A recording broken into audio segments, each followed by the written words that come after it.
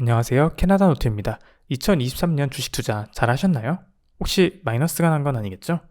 2023년 주식시장은 굉장히 괜찮았던 한 해로 평가받고 있습니다. 이번 영상에서는 2023년 주식은 어땠는지, 그리고 캐나다와 미국 투자를 한번 비교해보며 ETF를 통해서 캐나다와 미국에 투자할 수 있는 전략은 어떤 게 있을지 한번 같이 살펴보도록 하겠습니다. 미국의 대표지수 S&P 500은 24% 상승하였고 배당금을 포함하여서는 26% 이상 상승하였습니다. 반면에 캐나다 TSX는 약 8%, 배당금을 포함해서는 약 12% 정도 상승하였습니다. 미국 시장이 압도적으로 더 잘 나갔습니다. 그렇다면 우리는 어디에 투자해야 될까요? 여러분들께서 개별 주식을 투자하려고 하신다면 시간이 부족하거나 혹은 그 기업에 대해서 정확하게 분석하기가 힘든 경우가 많습니다. 그래서 많은 투자의 대가들은 ETF를 통해서 투자하라고 추천하고 있습니다. 이유는 무엇일까요? 대부분 ETF는 여러 주식들을 한데 모아서 위험성을 줄이고 높은 수익률을 챙겨가려고 하는 그런 구조의 상품입니다. 여기까지는 대부분이 알고 계시는 이야기인데요. 그렇다면 우리가 어떤 ETF에 직접적으로 투자를 해야 될지는 한번 같이 알아보면 좋을 것 같습니다. 제가 여기서 소개해드릴 상품들은 블랙락 회사에서 운영되는 iShares 상품들이고요. 6가지를 먼저 준비해봤습니다. 해당되는 6개의 상품은 대부분 상위권을 차지하고 있는 ETF들이고요. 많은 캐네디언들도 이러한 ETF에 투자하고 있습니다. 그래서 먼저 소개해보도록 하겠습니다. XUS는 미국 S&P 500 지수를 추종하는 상품입니다.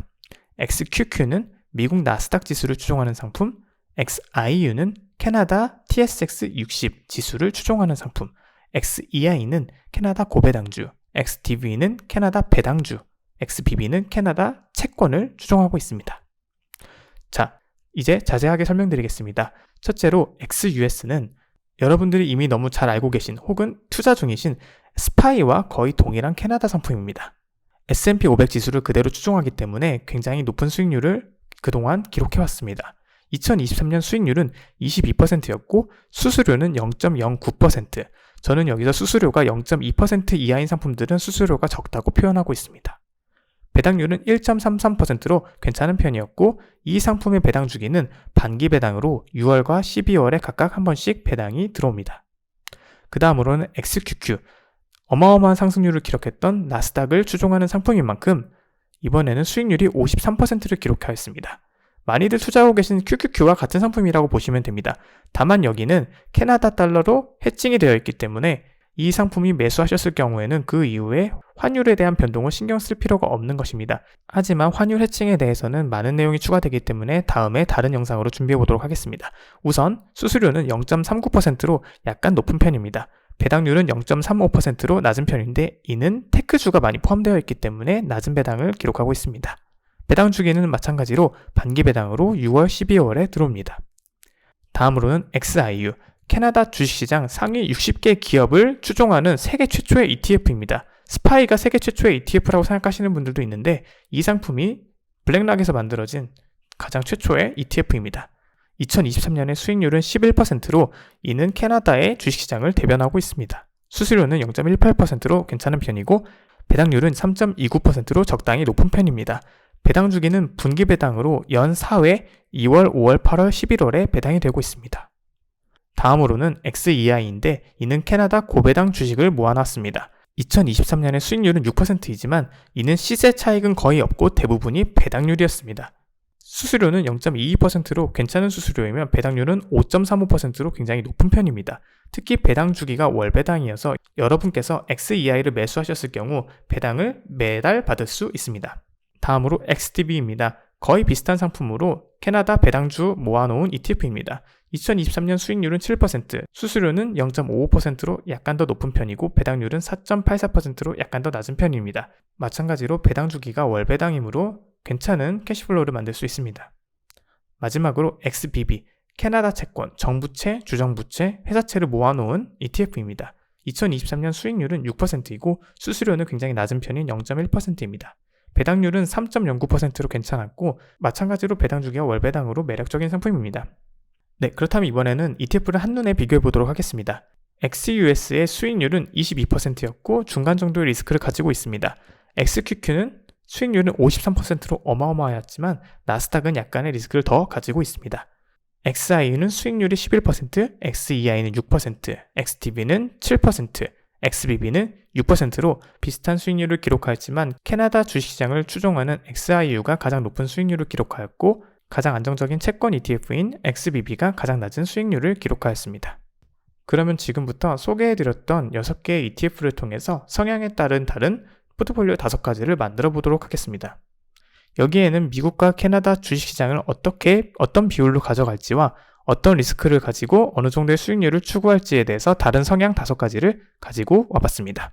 그렇다면 이제 이 포트폴리오 5가지가 어떤 수익률을 가졌는지 한번 비교해 보도록 하겠습니다. 첫 번째 포트폴리오 A는 미국 S&P 500과 나스닥을 동일 비중 투자하여서 미국에 집중하는 전략을 사용하였습니다. 여기에는 테크 비중이 높으므로 높은 리스크를 함께 가져갑니다. 아래 표를 보시면 투자금은 88,000달러로 배정하였습니다.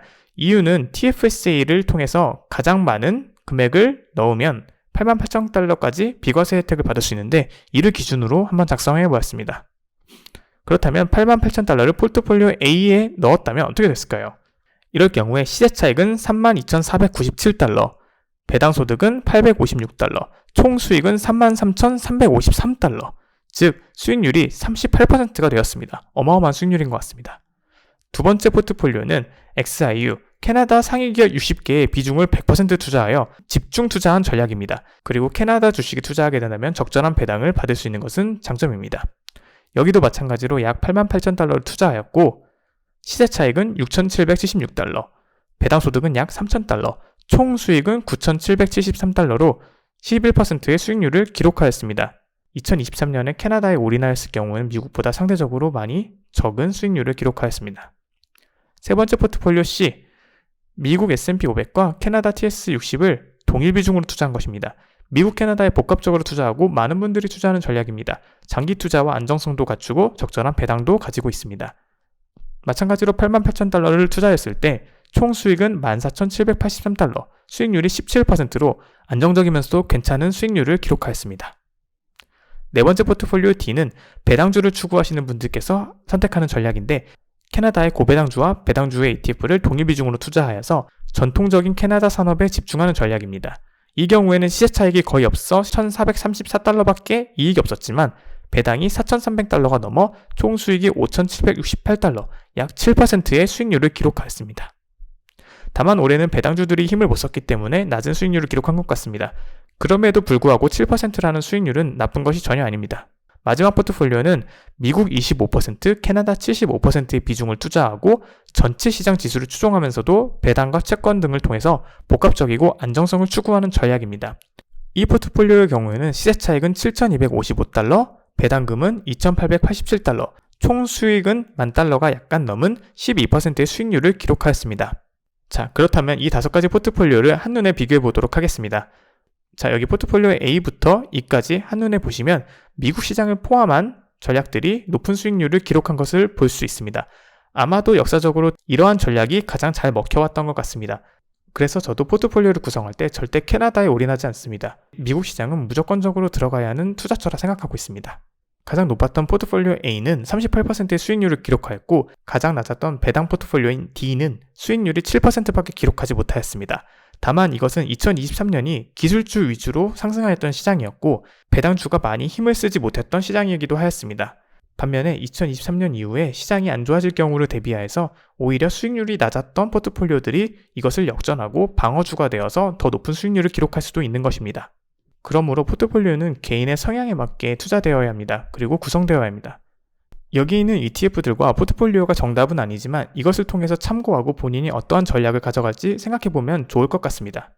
2024년 투자가 어떻게 흘러갈지는 아무도 모르지만 만약 누군가 2024년 저에게 어떻게 투자해야 될지 물어보신다면 저는 ETF로 시작하라고 꼭 말씀드리고 싶습니다. 지금까지 2023년 수익이 어땠고 또 어떠한 포트폴리오를 구성하는 것으로 어떤 수익률을 만들어내는지를 한번 보았습니다. 여러분들께서 2024년 포트폴리오를 구성하는 데 있어서 도움이 될 수 있으면 좋겠다는 마음에 이 영상을 제작하였습니다. 감사합니다. 지금까지 캐나다 노트였습니다.